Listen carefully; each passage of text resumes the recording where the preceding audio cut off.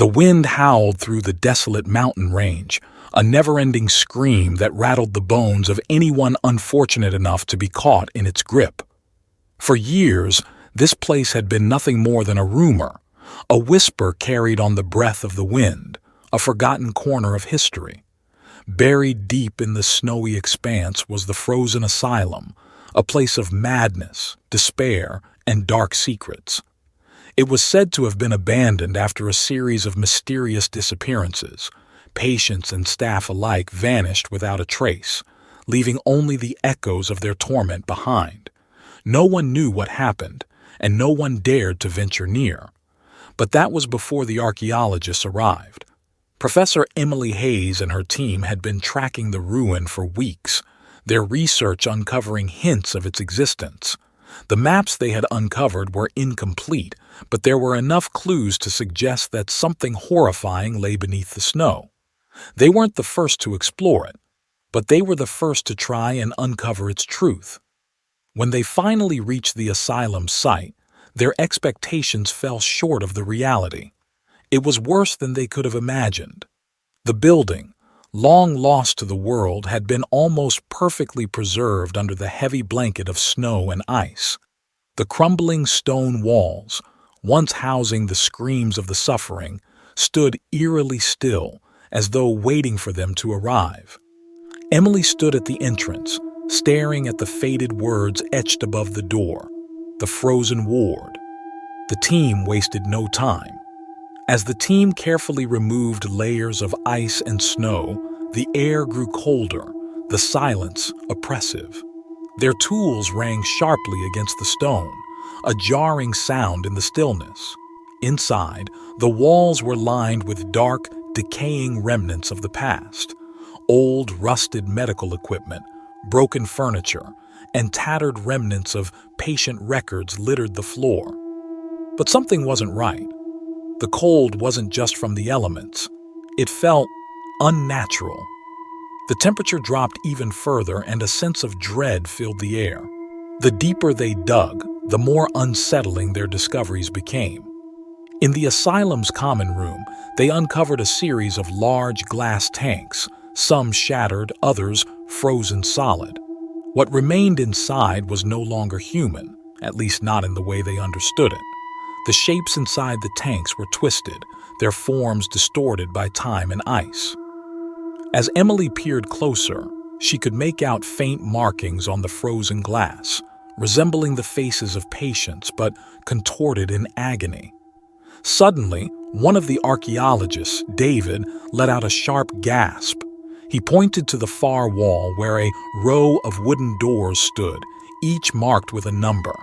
Beneath the layers of ice, strange carvings appeared on the doors, faces, twisted in terror and pain, staring back at them. As Emily approached one of the doors, she felt a cold, biting draft. She reached for the handle, but something stopped her. A vision flashed before her eyes, a fleeting glimpse of a woman, pale and gaunt, with eyes hollowed by endless suffering. The woman was reaching for Emily, her mouth opening in a silent scream. Shaken, Emily quickly pulled her hand back, but her curiosity was piqued. "We need to open it," she said, though her voice faltered. The team hesitated, but David, eager to be the first to uncover the asylum's secrets, stepped forward and pried the door open. The creaking hinges echoed through the hall.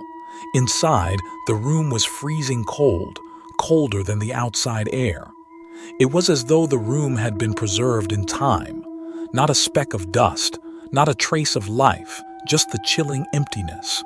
But on the far wall, there was something that made their blood run cold. Hundreds of faces etched into the ice. The faces of the asylum's patients, frozen in a perpetual state of horror and suffering. Emily's heart began to race. "What is this?" she whispered, her voice trembling. Before anyone could respond, the room seemed to shift. A low, guttural sound rose from the walls, a chorus of whispers, unintelligible but filled with malice.